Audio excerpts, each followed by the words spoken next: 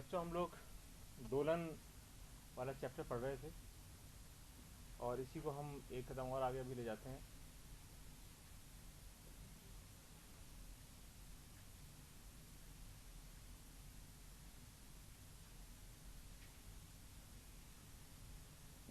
और आगे स्टार्ट करने से पहले एक बार जो पहले किया है उसकी एक बार समरी कर लें, जिससे आपको याद हो जाए पूरा।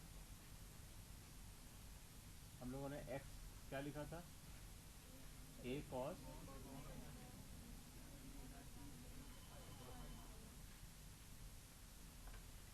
इसके अंदर आपको दोबारा वो चित्र जिससे कि हमेशा आपको वही याद रखना है।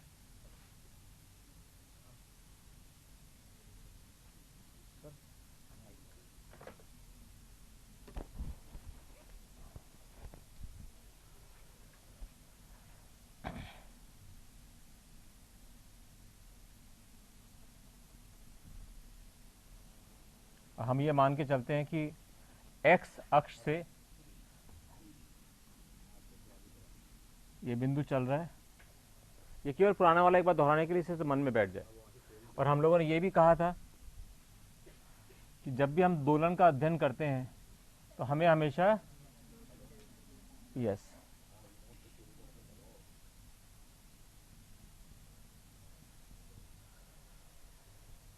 ये दो चीज़ें अगर हमारे मन में हमेशा रहेंगी तो हम कभी भी दोलन का कोई भी क्वेश्चन गलत नहीं करेंगे। तो हम लोगों ने निकाला था कि v क्या होगा,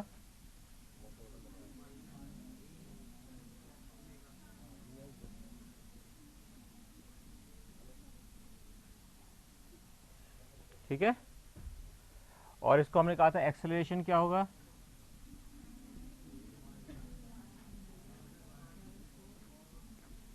ओमेगा टी प्लस 5। इसको क्या कह सकते हैं, माइनस यस।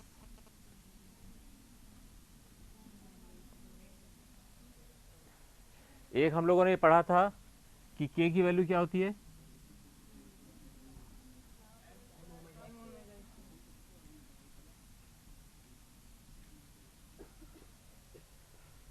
तो जो पिछली बार हम लोगों ने पढ़ा है उसका पूरा सारांश ये है। इस बारे में किसी को अभी भी कोई डाउट हो या ऐसा लगता हो कि हम इस चीज़ को दोबारा कोई चीज़ पढ़ना चाहते हो तो मुझे बता दीजिए, नहीं तो हम लोग आगे चलेंगे। अब सबसे पहले हम लोगों ने पिछली बार शुरू किया था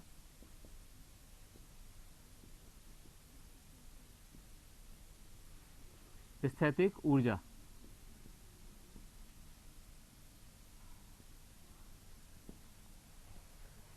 आपको ध्यान होगा कि हम लोगों ने इसका अध्ययन करते समय ये माना था कि एक अगर ब्लॉक यहाँ पर है और स्प्रिंग से जुड़ा हुआ है जिसका कि स्प्रिंग स्थिरांक k है, जिसका भार m है, और इस पर हमने फोर्स लगाया इधर, तो इधर विपरीत दिशा में स्प्रिंग फोर्स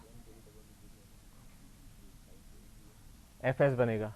ठीक है, ये हमेशा जिस बल को हम लगाते हैं उस बल की विपरीत दिशा में होता है।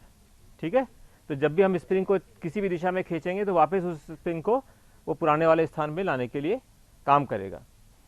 और अगर हम इसको खींचकर यहाँ पर ले आए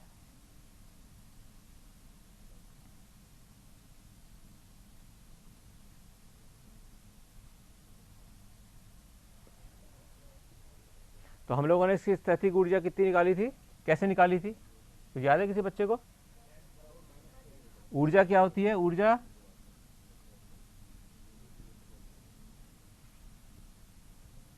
ऊर्जा इज इक्वल टू कार्य, और कार्य क्या होता है,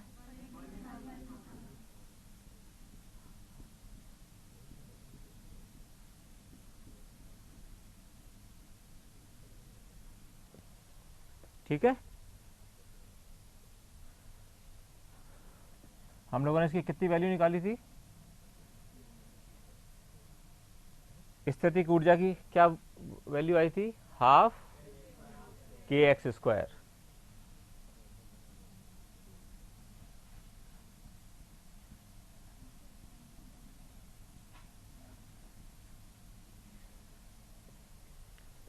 याद आ गई।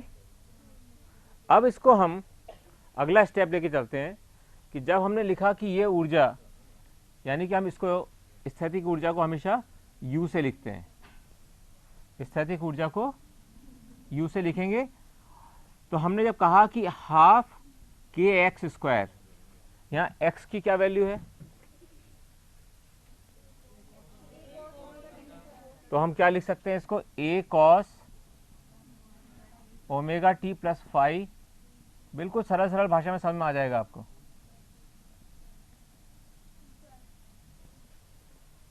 ठीक है, तो हम इसको क्या लिख सकते हैं, हाफ के A square cos square omega t plus five. कोई दिक्कत किसी को इसमें नहीं है। अब ये बताओ, अब सबसे महत्वपूर्ण प्रश्न आता है इसके अंदर, जिसके लिए अगले तीनों चैप्टर उससे कनेक्टेड हैं, इसलिए चाहे अपन उसमें 10 मिनट ज़्यादा लेंगे लेकिन बहुत धीरे धीरे करेंगे, इसे समझ में आए आपको। इसका मान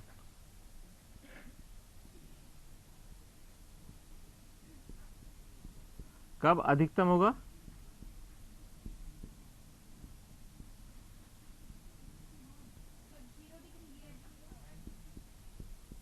दो अलग अलग मत बोलो,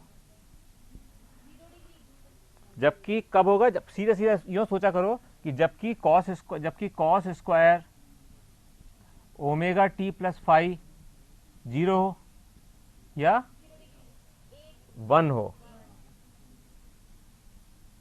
और ये 1 कब होगा, क्योंकि इसको हमने जब लिखा था कि cos omega t plus five का स्क्वायर, तो यहां बहुत ध्यान से देखना इसको हम क्या कर रहे हैं, cos omega t plus five इसका स्क्वायर, ये 1 होना चाहिए। ये 1 कब हो सकता है, जबकि इसकी वैल्यू अंदर वाले की 1 हो, ठीक है, जबकि cos omega t plus five की वैल्यू 1 हो, और cos omega t plus five की वैल्यू कब होगी, जबकि cos theta is equal to 0 हो, थीटा इज इक्वल टू 0, यानी कि ओमेगा टी प्लस, जबकि cos omega t plus five की वैल्यू 0 हो।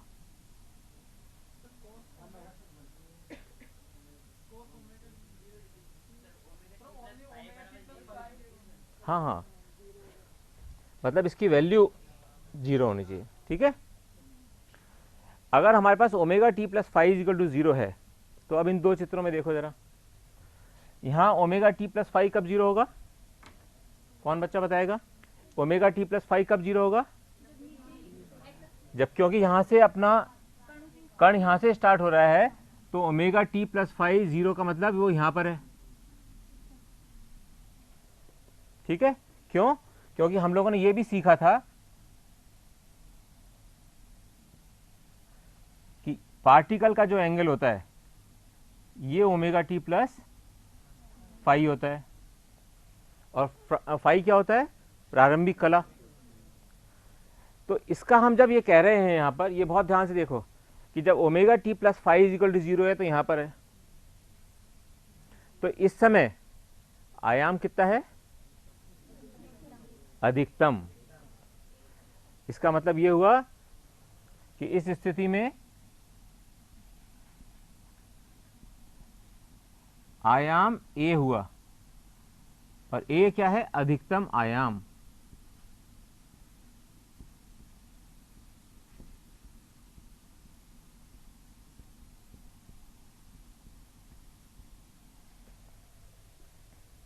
ये बात समझ में आई है नहीं, क्योंकि जब हम आगे कुछ भी पढ़ेंगे, जब दो किरणों का एक दूसरे के साथ जुड़ना, एक दूसरे के साथ अलग होना, एक दूसरे से मिलकर आगे चलना, सब कुछ इस इक्वेशन पे डिपेंड करेगा।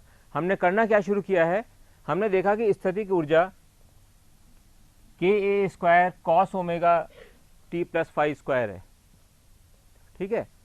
अब हम ये जानना चाहते हैं कि स्थैतिक ऊर्जा कहां पर अधिकतम होगी, तो हमारा ये निकला कि अधिकतम जब होगी जबकि इसकी वैल्यू अधिकतम हो, इसकी अधिकतम हो, क्योंकि ये दोनों तो कांस्टेंट है, के भी कांस्टेंट है, ए भी कांस्टेंट है, और ये अधिकतम कब हो सकती है, जबकि omega t plus five zero हो, क्योंकि cos zero is equal to 1 होता है और वो अधिकतम वैल्यू है।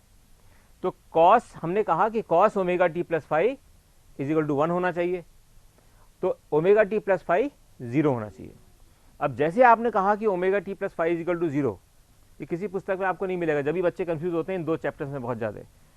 जब जैसे ही उसने कहा कि omega t plus five is equal to 0, तो हमें हमेशा अपने इस चित्र पर आ जाना चाहिए, चाहे उसको हम मानसिक रूप से उस चित्र को बनाएं, चाहे हम एक्चुअल में इस चित्र को बनाएं।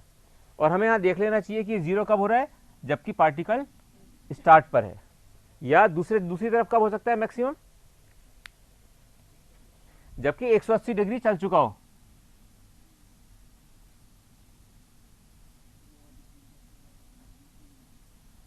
अर्थात क्या हो रहा है इसके अंदर, कि ये पार्टिकल यहां से स्टार्ट हुआ, यहां गया और इसके बाद दोबारा आ गया। तो एक पॉजिटिव अधिकतम में आपका वैल्यू आई, एक नेगेटिव अधिकतम आयाम में आपकी वैल्यू आई, यानी कि 2 स्थितियों के अंदर इसका मान, यानी कि स्थैतिक ऊर्जा कब अधिकतम होगी, जबकि वो अधिकतम आयाम पर कोई भी कण हो। अगर हम इसी चीज को इस पे देखें, तो अधिकतम आयाम ये तो यहां पहुंचा था, फिर यहां आया और इस दिशा में आ गया,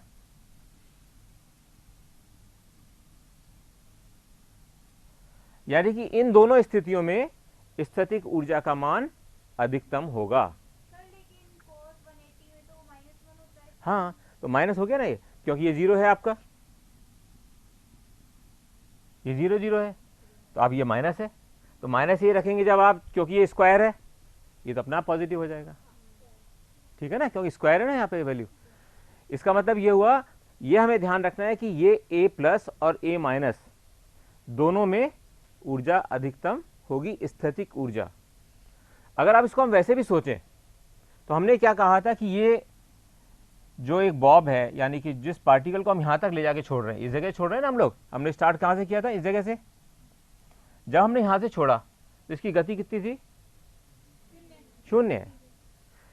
इसका मतलब यहां पे 0 गति है, और ये यहां से सरका हुआ अधिकतम आयाम पे सरका हुआ है, इसका मतलब यहां पर स्थैतिक ऊर्जा उसकी अधिकतम होगी। ये बात समझ में आ गया। ये जब लाइट का 3rd चैप्टर पढ़ेंगे इसके बाद, जब तीसरा, उसमें भी बहुत काम आएगा, तरंग में भी काम आएगा, कि एक तरंग इधर से आई, एक तरंग इधर से आई, दोनों मिली तो क्या होगा। तो जब अगर आपको ये कंसेप्ट क्लियर होगा कि किस तरह से अधिकतम और किस तरह से न्यूनतम की वैल्यू निकालते हैं, तो आपको समझ में आ जाएगा। अब इसको अपन न्यूनतम में निकाल के देखते हैं एक बार।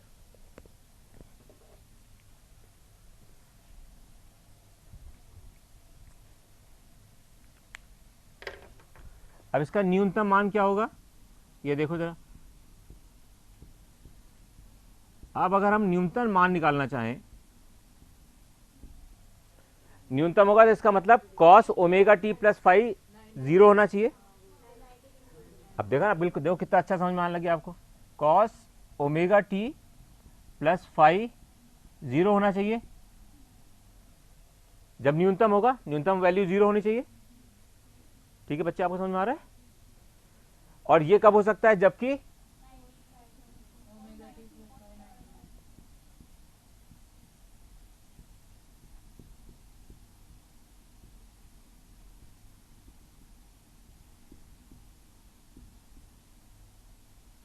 जबकि omega t plus five 90 degree हो।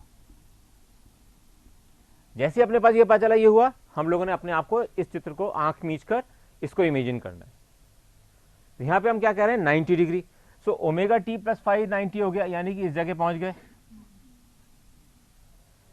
इस जगह पहुंच गए, तो इसका विस्थापन कितना हुआ, क्योंकि विस्थापन यहां से नाप रहे हैं ना, इस जगह से, तो अपने आप को पता चल गया, आपको कुछ भी आपको याद रखना नहीं पड़ा कि हम जैसे यहां पहुंचे तो विस्थापन 0 हो गया। और विस्थापन 0 है, जबकि वो cos omega t plus five 0 है और omega t plus five 90 degree है। आया ना समझ में, कितनी सरल चीज है ये। किताब में इसको 3 पन्नों में समझा रखा है, जरूरत ही नहीं है, केवल आपको ये चित्र का हमेशा याद रहना चाहिए। तो अपन ने ये चीज सीख ली कि स्थैतिक ऊर्जा अधिकतम कब होगी, यहां पे अपन लिख लेते हैं एक बार।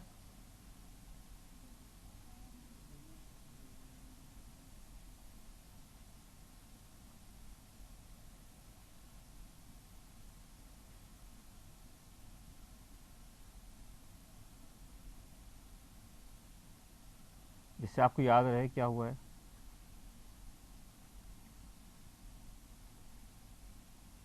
अब कोई बच्चा मुझसे पूछे कि ऐसा चित्र क्यों बना, अपन ने ये तो निकाल लिया अधिकतम यहाँ है और न्यूनतम यहाँ है, लेकिन ये फिर इस तरह का चित्र क्यों बन गया।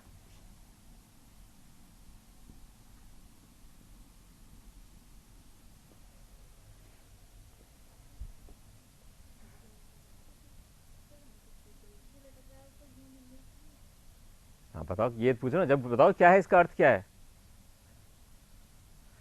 इससे तो ये लग रहा है जैसे कि हमारे जब हम जीरो उस पर हैं तो अधिकतम आ रहा है, तो ये सही है। दोबारा दोबारा दोबारा, इसको छोड़ना नहीं है। यहाँ पर हम लोगों ने क्या कहा कि जब ओमेगा टी प्लस 5 जीरो है तो इसकी वैल्यू अधिकतम है, और इस चित्र में देखा omega t plus 5 equal to zero है तो आयाम अधिकतम है, यानी कि जहां आयाम अधिकतम है वहां पर इसकी वैल्यू अधिकतम होनी चाहिए। तो क्या होनी चाहिए अधिकतम। यहां आपको कौन सी वैल्यू अधिकतम दिख रही है, ये हो सकता है। हाँ, तो ये पूछना चाहिए आपको कि सर ये कैसे आया, ये प्रश्न मन में जरूर आना चाहिए। इसका मतलब ये हुआ कि हम ये कहना चाह रहे हैं कि यहां जहां आयाम अधिकतम है वहां वैल्यू अधिकतम आएगी।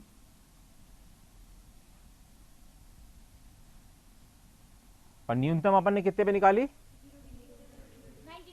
90 डिग्री, जिस पर कि आयाम जीरो है। इस चित्र में आयाम जीरो कहां है, यहां पर, तो इसका मतलब यहां पर न्यूनतम होगा ये, ठीक है। और इसको हम जोड़ देंगे,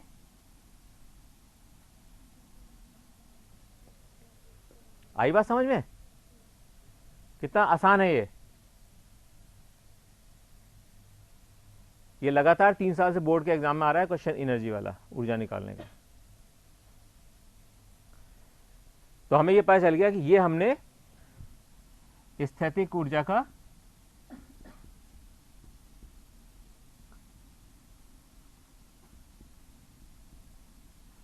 कर्व बना दिया है। अब ये यहां अधिकतम से और यहां न्यूनतम पे पहुंच रहा है। इसको यहां देखो, यहां क्या हो रहा है कि जैसे ही यहां पर पहुंचा तो अपन ने क्या सीखा था, इसका प्रेक्षण एक्स एक्सिस पे कर देना है, यानी यहां कर दिया। यानी कि इस बिंदु पर जो विस्थापन होगा वो विस्थापन कहां दिख रहा है, ये यहां पर है। यहां पर एनर्जी अधिकतम से कम होगी।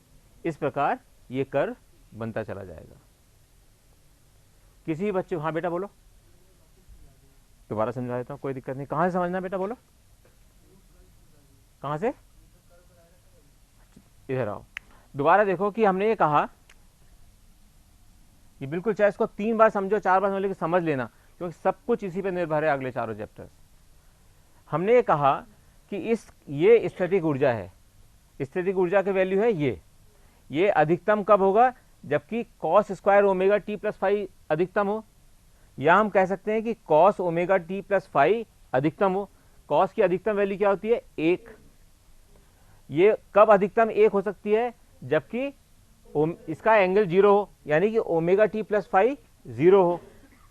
अब हमें एकदम अपने को आंख बंद करें तो ये चित्र सामने आ जाना चाहिए कि ओमेगा टी प्लस 5 0 होगा, तो इसका मतलब ये वाली वैल्यू की बात कर रहे हैं, क्योंकि ओमेगा टी प्लस 5 क्या होता है, ये वाला एंगल जो पार्टिकल चल रहा है। हम कह रहे हैं ये एंगल 0 है, ये 0 का मतलब हुआ ये यहां पर लाइन गिर गई आके वापस, और ये बन गई। और जैसे यहां लाइन गिरी, इसका मतलब क्या हुआ, यहां पर आयाम कितना हुआ, अधिकतम, क्योंकि अधिकतम आयाम ए है। और कोई सा बिंदु देख लो, ये ए से कम होगा, ये बिंदु देख लो, ये भी लेस देन ए होगा हमेशा।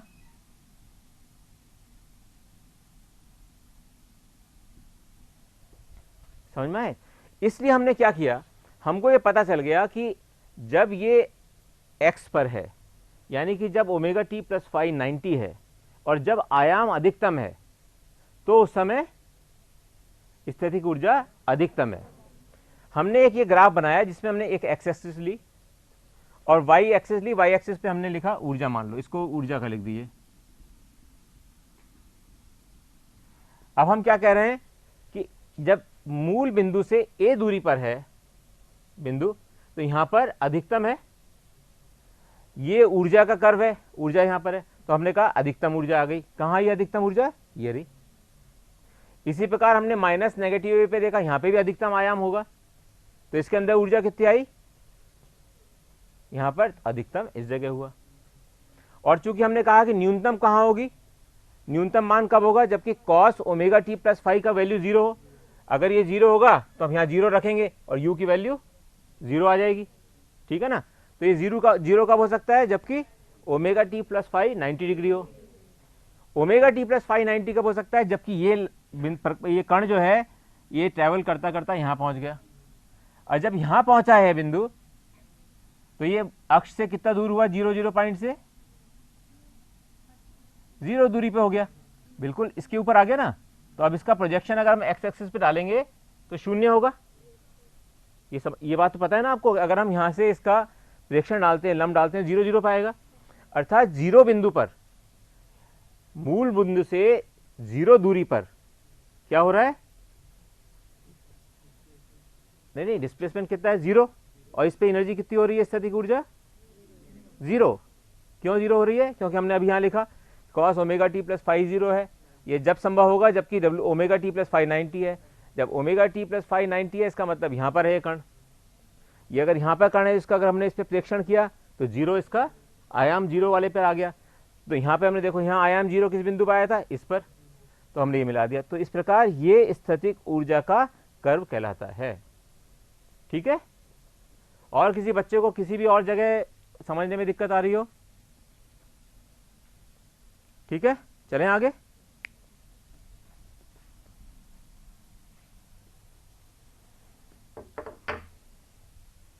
अब आ जाइए काइनेटिक एनर्जी, क्या कहते हैं उसको आप?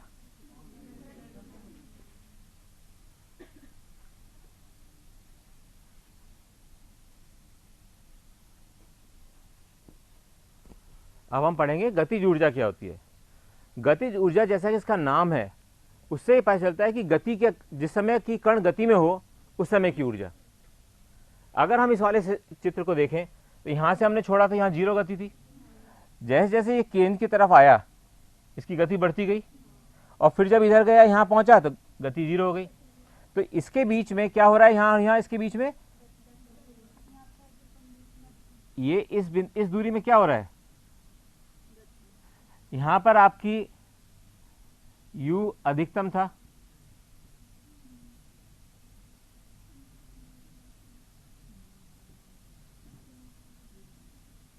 ठीक है। ये यहां पर आकर इसकी गति बढ़ गई, तो क्या हो रहा होगा? तो घट गई, बिल्कुल कम 0 और गति ज्यादा बढ़ गई। इसका मतलब ये हुआ कि ऊर्जा का हम सिद्धांत जानते हैं कि ऊर्जा कभी नष्ट नहीं होती, एक ना ही खत्म हो सकती है, एक ग्रुप से दूसरे ग्रुप में करने जाती है। तो इसका मतलब ये हुआ कि यहाँ पे जो स्थैतिक ऊर्जा थी वो यहाँ पर आके गतिज ऊर्जा में बदल गई। और गतिज ऊर्जा का हम लोग फार्मूला जानते हैं, क्या होता है?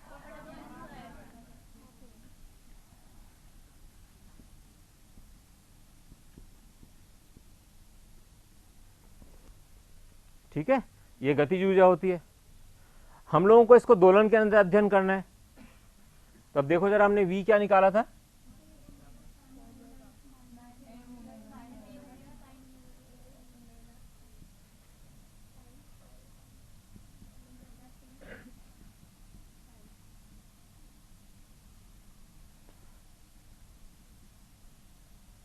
ठीक है,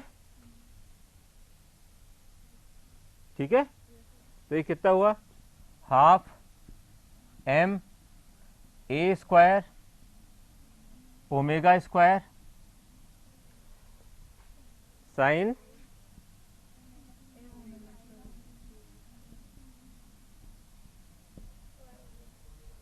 स्क्वायर लिख दिया ना बेटा। इसमें किसी को भी कोई गड़बड़ हो तो बताइए।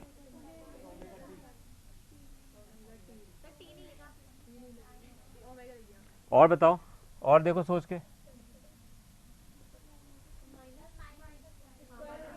माइनस तो स्क्वायर हमेशा, माइनस को माइनस से गुणा करेंगे तो हमेशा प्लस आएगा, इसलिए वो तो गलत है नहीं। और क्या चीज हो सकती है? बाकी सही है। और ये हमने लिखा इक्वेशन गतिज ऊर्जा की, और स्थितिज ऊर्जा की क्या थी इक्वेशन?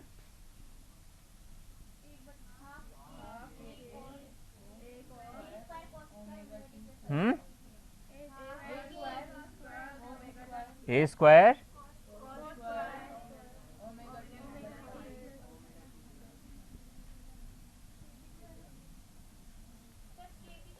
के। क्यों, क्या थी इसकी इक्वेशन, क्या थी? अब ना हमको पता है यू क्या होता है, हाफ के एक्स स्क्वायर। एक्स स्क्वायर क्या होगा, देखो A square cos square omega t plus 5। यहां पे हम लिख दिया हम लोगों ने हाफ के एक्स स्क्वायर यानी A square cos square omega t plus 5। अब इस चित्र को अगर आप देखो ध्यान से तो हमारा के क्या होता है, के की वैल्यू क्या होती है, हम लोगों ने वहां लिखी थी, तो हम क्या लिख सकते हैं एम ओमेगा स्क्वायर को के। अब देखो आपको बिल्कुल अपने आप समझ में आएगा सारा कुछ, कोई ना रटने की जरूरत है किताब की ना कुछ भी करने की। अगर आप इसको और इसको देखो तो कुछ बच्चों मन में समझ में आ रहा है कि क्या हो सकता है, मैं क्या कहना चाह रहा हूं। दोनों बराबर तो नहीं हो रही, देख यस यस यस, यही चीज आपको मन में अपने आप आनी चाहिए थी। इसका मतलब ये हुआ, अगर हम समीकरण 2 को देखें दोबारा,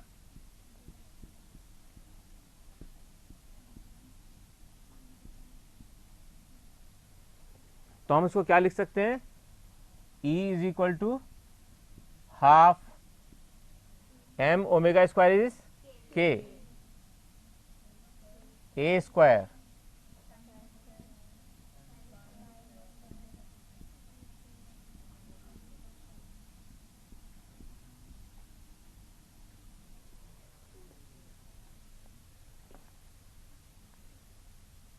समझ में आया? अगर हम इन दोनों को जोड़ें तो क्या होगा, दोबारा देखो कैसे जोड़ते कैसे हैं इनको, फिर हाफ के स्क्वायर तो कॉमन आ गया और बीच में यस, तो इसका मतलब ये हुआ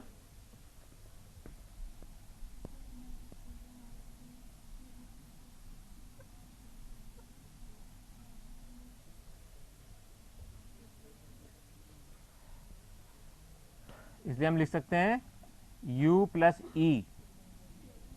ये स्टेप देख लेना, कहीं भी किसी बच्चे को कंफ्यूजन हो दोबारा पूछ लेना। तो हाफ के A square sine square omega t plus 5 plus cos square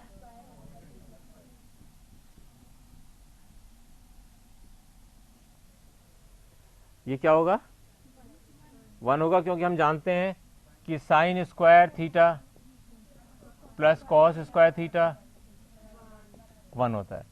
तो टोटल एनर्जी कितनी आ गई, हाफ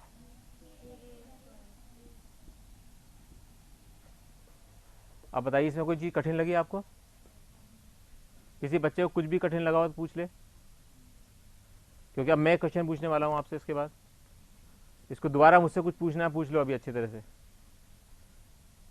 किसी भी बच्चे को कहीं पे भी इस पूरे स्टेप्स में कहीं भी कोई दिक्कत हो तो बताए मुझे। समझ में आ गया? तो अब हम चलते हैं, अगर हम इसको यहां देखें गतिज ऊर्जा को,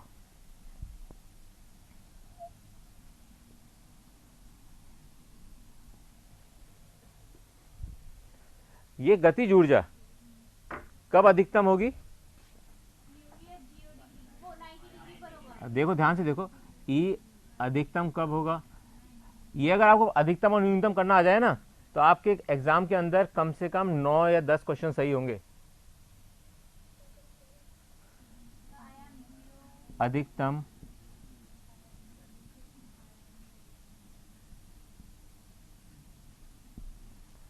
कब होगी, जबकि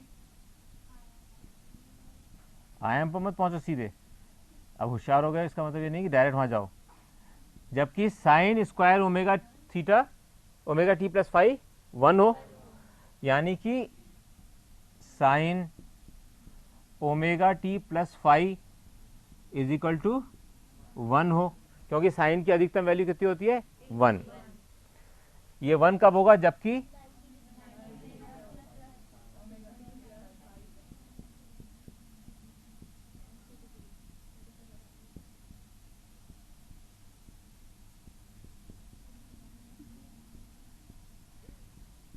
नाइन्टी डिग्री हो। जैसे ही कि अब क्या करना होता है हम लोगों को, omega t plus five is equal to 90 degree. यहां पे देखा इस चित्र के अंदर, इस चित्र को साफ बना लेते हैं दोबारा।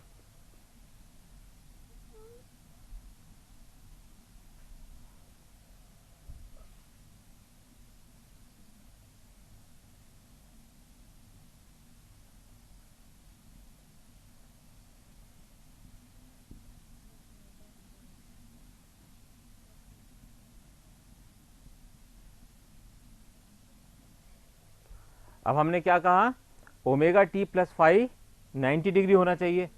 तो हम क्या कह रहे हैं कि पार्टिकल कहां से कहां चला गया हमारा, यहां से स्टार्ट हुआ था फाइव पे चला गया, और यहां पर ये कितना आयाम है 0। कितना सरल चीज है। इसका मतलब हमको पता चल गया कि ई की वैल्यू यानी कि गतिज ऊर्जा की अधिकतम वैल्यू जब मैक्सिमम होगी, जबकि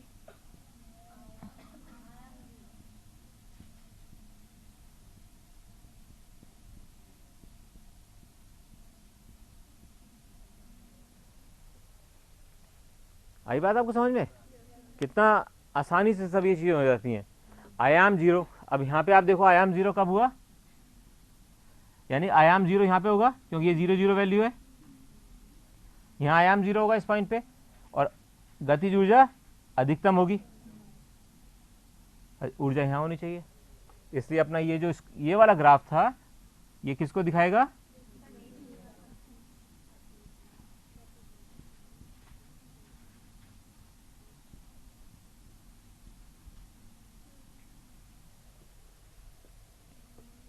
ये बात समझ में आ गई। अब ये न्यूनतम वैल्यू कब होगी इसकी, अब हमें निकालना है गतिज ऊर्जा की न्यूनतम वैल्यू कब होगी।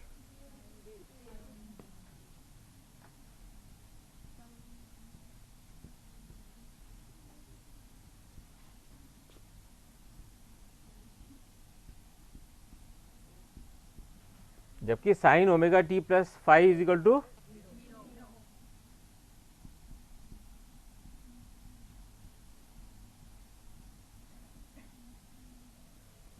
और यह कब होगा,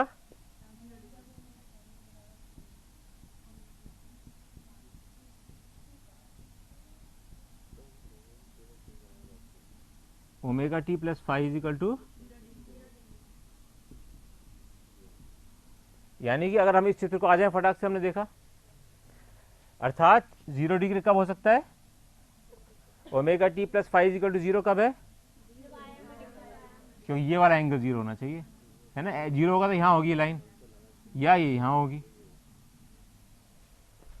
तो इसका अर्थ हुआ कि जब omega t plus five is equal to 0 है, omega t plus five is equal to, तो ए अधिकतम होगा, ठीक है। तो ए अधिकतम होगा, यानी कि अधिकतम पर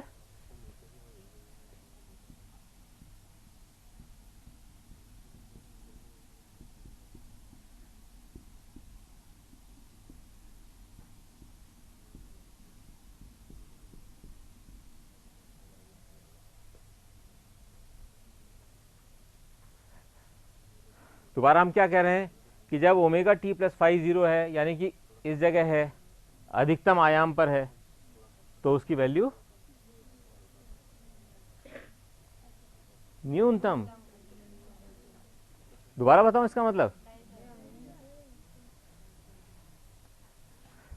इसलिए अब तुम्हें यह समझ में आ जाना चाहिए बच्चों कि इस चित्र का कितना महत्व है, और किताब में इस हर चीज को इसी से समझाना चाहिए था, लेकिन उन्होंने इससे नहीं समझाया।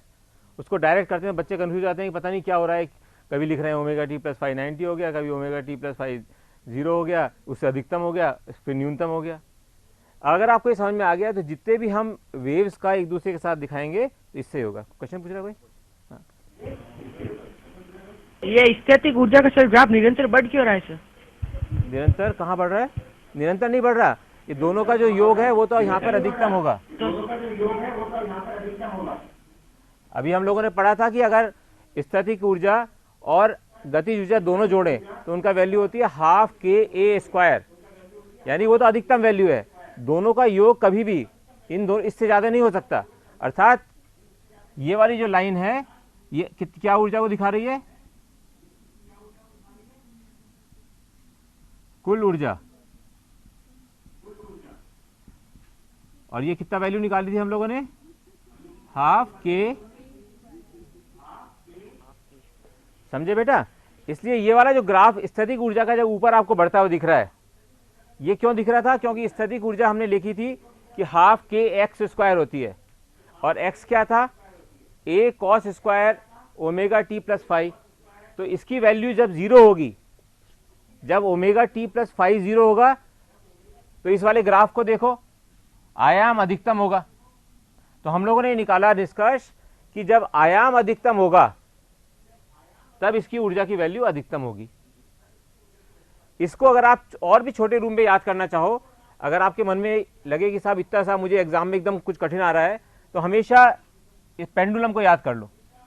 पेंडुलम में आपको पता है कि जब अधिकतम आयाम हुआ तो वहां पर स्थैतिक ऊर्जा है अधिकतम, और गतिज ऊर्जा जीरो है क्योंकि यहां पर उसकी गति जीरो है। जब ये वापस यहां ट्रेवल करके आया तो इसकी जो स्थैतिक ऊर्जा थी वो गतिज ऊर्जा में बदल गई। यहां पर गति मैक्सिमम हो गई, अधिकतम गति, और जहां अधिकतम गति होगी तो वहां पर गतिज ऊर्जा ज्यादा होगी, और यहां पर इसका आयाम वापस यहां पर आ गया, जीरो हो गया। तो आयाम जीरो पर स्थैतिक ऊर्जा जीरो होगी और गतिज ऊर्जा मैक्सिमम होगी। इस प्रकार जब इस ऊर्जा का उपयोग करके यहां पे पहुंचेगा और यहां पे इसकी गति शून्य हो जाएगी, तो जब गति शून्य हो गई तो इसका मतलब हुआ गतिज ऊर्जा जीरो हो गई, और जहां गतिज ऊर्जा जीरो होती है वहां पर अधिकतम होती है। आप इतना सबको याद नहीं करो तो इसको भी याद कर लो तो भी आपको याद रह जाएगा। ठीक है, समझ में आया बच्चे? Okay sir. और बोलिए, कोई और हो? देखो और कोई।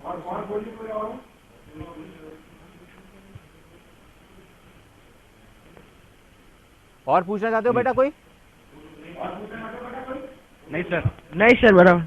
ठीक है, यहाँ बोलिए बच्चे, कोई पूछना चाहते हो, कोई क्वेश्चन किसी के मन में? ठीक है, अब मैं आपको एक छोटा सा प्रश्न देता हूं जिसका उत्तर आप निकाल के लाना।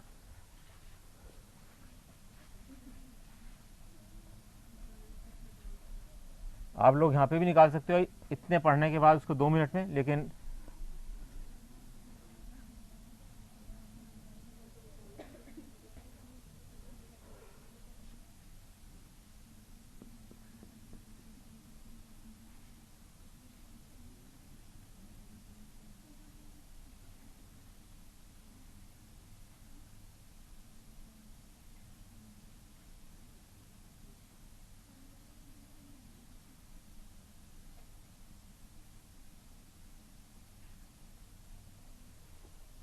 हमको निकालना है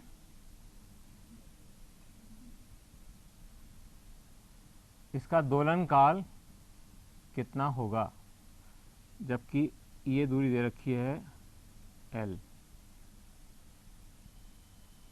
अभी हमने सारे सिद्धांत पढ़ा, ये थीटा भी पढ़ लिया, सब पढ़ लिया। आपको हिंट दे देता हूं कि इसका जो नीचे जो बल लग रहा है mg, उसका एक कंपोनेंट तो इस दिशा में होगा और एक कंपोनेंट इसके टेंजेंट होगा। ठीक है, बस आपको इतना ही मैं दूंगा हिंट। अब इसको करके बताओ, कौन बच्चा करके दिखाएगा? जो सबसे पहले दिखाएगा मैं मान लूंगा कि कुछ समझ में आया है चैप्टर।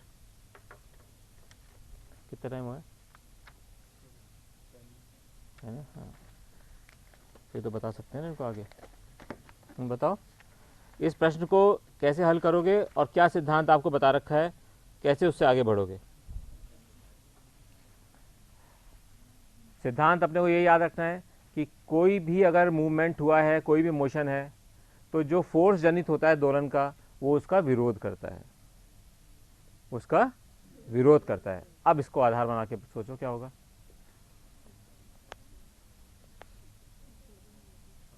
इतना बताता हूँ कि 2 लाइन का आंसर है इसका, केवल 2 लाइन में सॉल्व कर सकते हो।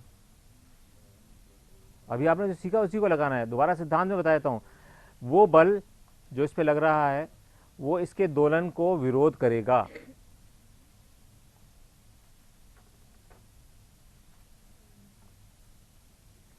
हमने बता ही दिया आपको, ये mg है।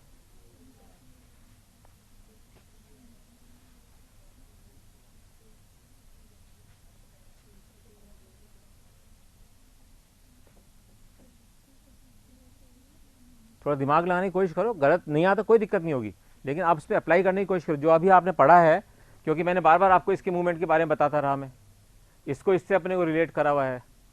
अब मन में सोचो कि हो क्या रहा है।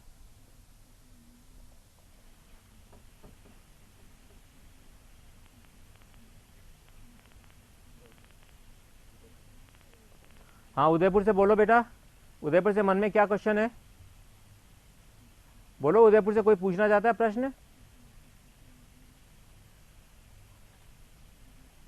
कोई बच्चा प्रश्न पूछना चाहता है या कुछ बोलना चाहता हो?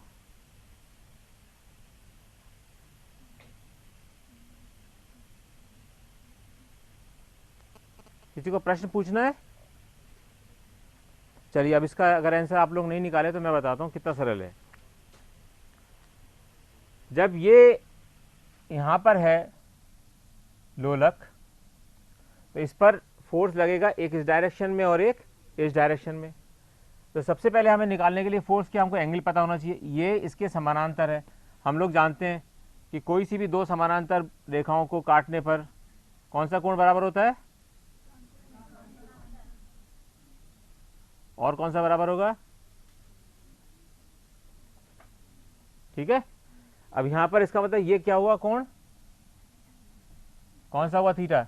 ये 2 लाइनें हैं, इसको काट रहा है, कौन सा होगा? थीटा। ये बच्चा बताए, कौन बताएगा? जितना पढ़ा होगा आप लोगों ने इतनी क्लास में, थीटा कौन सा है? थीटा कौन सा होगा कोण? मान लीजिए इसको A मान लेते हैं, इसको B मान लेते हैं, इसको C मान लेते हैं, इसको D मान लेते हैं, इसको E मान लेते हैं।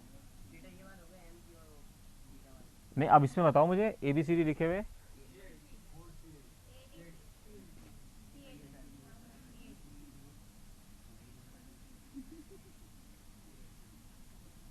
ये थीटा हो गया। तो हम लोगों ने क्या क्या कहा था कि कोई सा भी बल निकालने के लिए उसका प्रेक्षण उस दिशा, उस रेखा पे करते हैं जिसमें कि मूवमेंट हो रहा है, यानी जिसमें वो गति हो रही है। तो इस पेंडुलम को इधर लाने के लिए बल कौन सा लगेगा? जो कि इसके टेंजेंशियल होगा। इसके टेंजेंशियल का क्या मतलब हुआ? हम लोगों ने सीखा हुआ है जो सर्कुलर मोशन के अंदर, कि अगर ये बिंदु यहां पर है तो इसके लंब जो होगा उसके अंदर v is equal to omega R. याद है आपको? पढ़ते थे,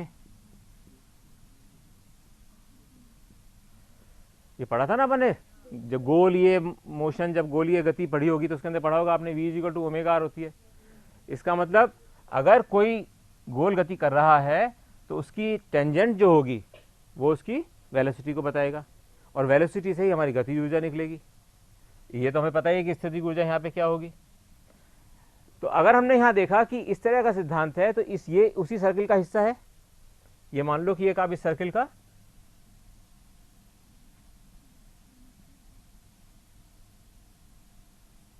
ये जो मोशन हो रहा है इस सर्किल का हिस्सा है।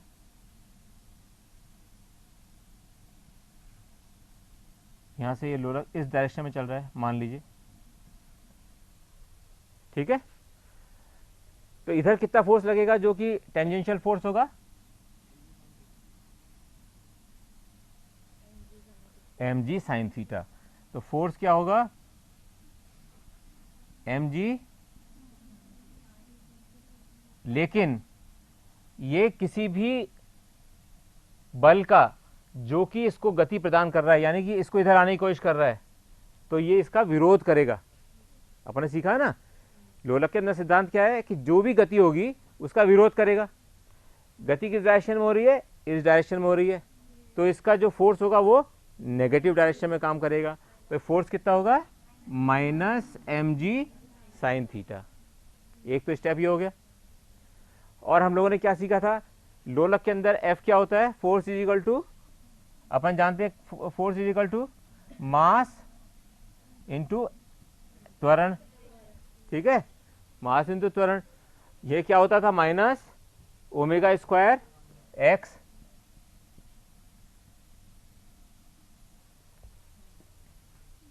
यानी कि इसके ऊपर जो बल लग रहा है और जो दोलन के कारण बल होगा, दोनों बराबर होने चाहिए, ये दोनों बराबर होने चाहिए। क्या क्या होगा इसका अर्थ, अब निकालो फटाक से, इतना तो बता दिया मैंने।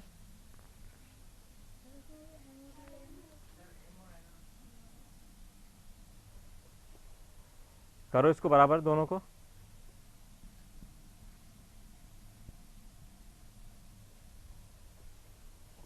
यह लिख सकते हैं हम इसको, minus M G sine theta is equal to minus omega square X M. क्या क्या कटा,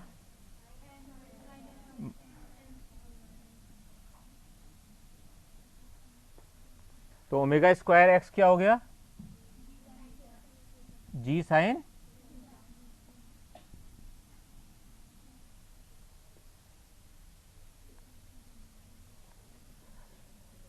तो ओमेगा कितना हुआ,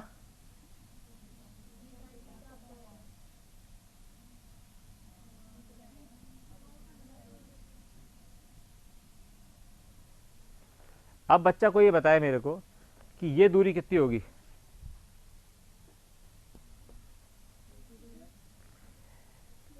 ये वैल्यू कितनी होगी, तो ये डिस्प्लेसमेंट है ना एक्स इसके अंदर, अगर आप एक्स का मान भी रखना चाहो इसके अंदर तो क्या होगा,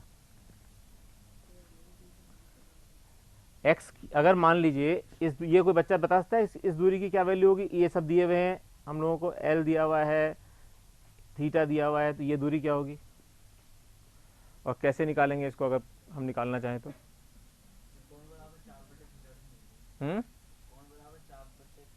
क्यों क्यों ये सब क्यों, कारण बताओ इसका, कारण अपने को कारण पता होना चाहिए। हम ये जो बोल रहे हैं क्यों बोल रहे हैं, कारण पता होगा तो फिर रटना नहीं पड़ेगा। जैसे आपको रटना पड़ रहा है ना कि चाप बराबर ये इसका ये, ऐसा कुछ नहीं।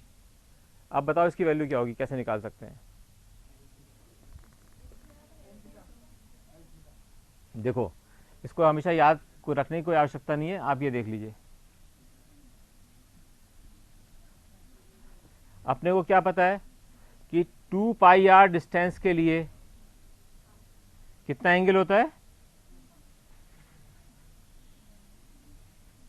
2 पाई। यानी कि हम कह सकते हैं कि 2 पाई के लिए दूरी कितनी होती है,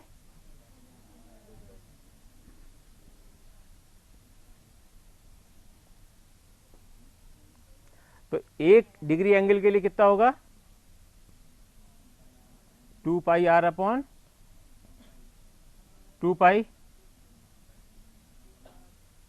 और अगर थीटा डिग्री एंगल हो तो क्या होगा, 2 pi r by 2 pi into theta. एक एक प्रणाली जानते हैं ना, 2 पाई आर 2 पाई के लिए तो 1 degree 2 pi r upon 2 pi के बराबर, तो थीटा डिग्री कितनी होगी, 2 pi r upon 2 pi into theta. तो क्या हो गया, क्या बना, आर थीटा। यानी ये दूरी कितनी होगी, एल थीटा।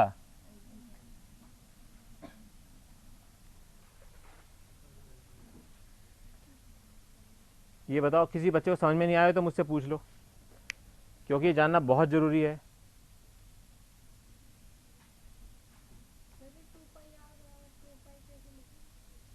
बराबर नहीं लिखा, एंगल ये लिखा है कि 2 पाई अगर 2 पाई आर अगर दूरी हो, अगर 2 पाई आर दूरी कवर करेगा तो कितना एंगल कवर करेगा, क्योंकि इसका सरकमफेरेंस कितना होता है 2 पाई आर, तो 2 पाई आर दूरी करेगा कवर 2 पाई एंगल में।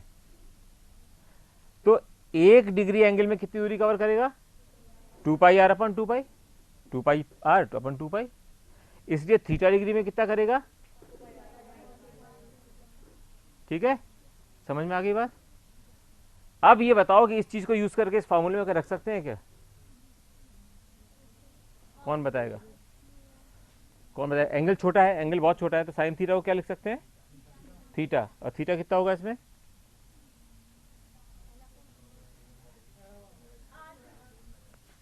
This upon this, this upon this. क्यों क्यों होगा बताइए? हमने कहा, हम क्या कह रहे हैं यहाँ पे, ये बिल्कुल छोटी छोटी चीजें हैं लेकिन आनी चाहिए, इससे कि क्या कभी कोई आपको सोच याद नहीं करना पड़े, रटना नहीं पड़े कुछ भी। हमने यहां कहा, हमने कहा कोण बहुत छोटा है, ठीक है।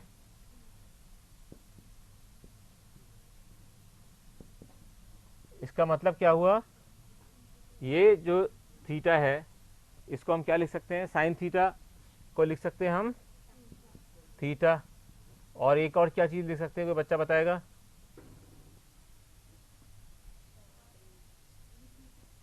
अगर हम इसको साइन थीटा लिख सकते हैं, ये आधार है, ये लंब है, ये लंब है, यूं बनाओ इसको, देखो ये है लंब, यूं है,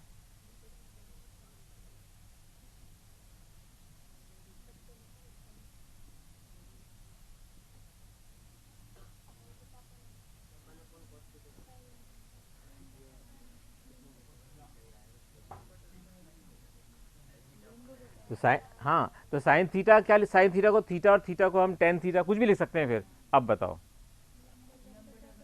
तो यानी कि एल थीटा अपॉन एल, ठीक है ना, वो थीटा आएगा। इसकी थीटा की वैल्यू क्या आएगी? दिस अपॉन दिस, यानी कि साइन थीटा को क्या लिख सकते हैं? एल थीटा अपॉन एल, और एल थीटा अपॉन एल क्या होगा? थीटा। तो इसकी वैल्यू कितनी आएगी? ठीक है, समझ में आया क्या होगा? कितना इजी है। अब इस प्रश्न को अपने आप करने की कोशिश करो, मैंने इसको सारे स्टेप बढ़ा के दिखाए जिससे कि आपको समझ में आ जाए कि इसका अर्थ क्या है इसका करने का। इससे केवल एक ही बात सिद्ध होती है कि हमारे पास कोई भी मोशन हो तो दो स्टेप लेने चाहिए। सबसे पहले लोलक के कारण या किसी बिंदु के चलने के कारण जो दोलन हो रहा है उसका कितना फोर्स है, ठीक है ना, और वो फोर्स जो बाह्य फोर्स है उसके बराबर होगा। तो अपन ने यहां पे भी क्या किया, बाह्य फोर्स क्या लग रहा है इसके, mg साइन थीटा, ठीक है ना, और लोलक के कारण कितना लग रहा है? Minus omega square X into M. किसी भी प्रश्न में, अभी आपको जो पहले भी अपन ने किए थे, तो मूल सिद्धांत क्या है कि जो बाह्य बल लग रहा है उसको आप लोलक द्वारा उत्पन्न बल के बराबर कर दें तो आपको उससे समय काल आ जाएगा। ये लिख लो, ये बात, ये लिखने वाली चीज है हमेशा, कि यदि, मैं बोलता हूं आप लिख लो, यदि बाह्य बल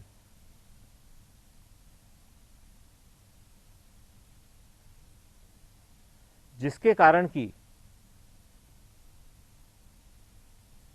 दोलन हो रहा है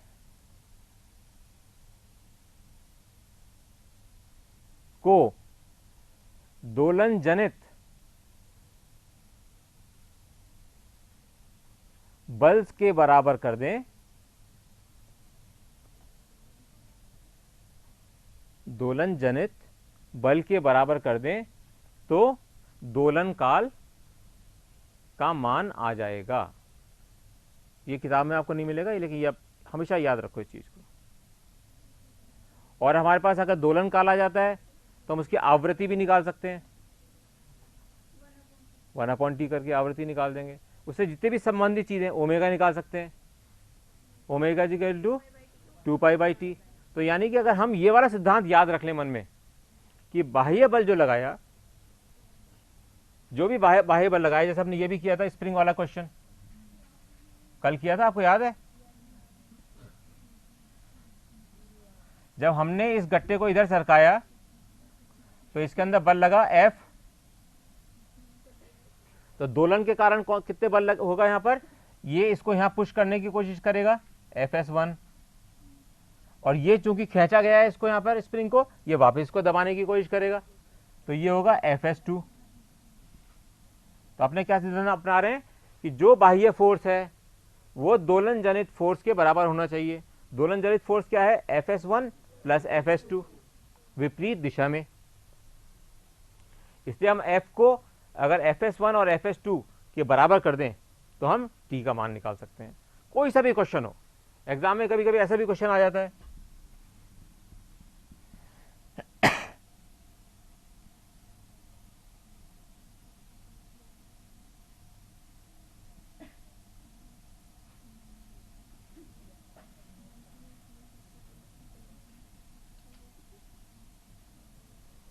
ठीक है। इसमें भी यही है, बाह्य बल क्या लग रहा है, mg। इसको विपरीत करने के लिए स्प्रिंग वापस को खींचना चाहेंगे ऊपर, तो ये क्या लगाएगा, minus K X, F is equal to minus K X. कौन सा सिद्धांत होता है, हुक का सिद्धांत। और ये लगाएगा माइनस के टू एक्स। तो इसका बल और इसका बल, इसका बल बराबर करना है अपने को। तो हम जैसे ही बराबर करेंगे, M G is equal to minus K one X और ये के टू एक्स, ठीक है। कोई सा भी प्रश्न आ जाए किसी भी तरह का, अपने को केवल एक सिद्धांत याद रखना है कि बाह्य बल जो लगाया गया है वह दोलन जलित जो क्या बना रहा है, त्वरण, उस त्वरण के कारण जो बल है, क्योंकि बल क्या होता है, force is equal to mass into acceleration, उस फोर्स के बराबर होना चाहिए। क्योंकि क्यों होना चाहिए बराबर, क्योंकि जितना आप बाह्य बल लगा रहे हैं उतने ही बल से स्प्रिंग वापस उसको ऊपर ले जाने की कोशिश करेंगे। इसलिए वो ये कोशिश करेगा उतना ही बल लगे जितना कि उसको नीचे खींचने में ले जा रहा है, ठीक है। इसके आप न्यूमेरिकल्स करिएगा, कोई न्यूमेरिकल कठिन लगे तो मुझे बताइएगा, कल तरंग पढ़ेंगे हम लोग।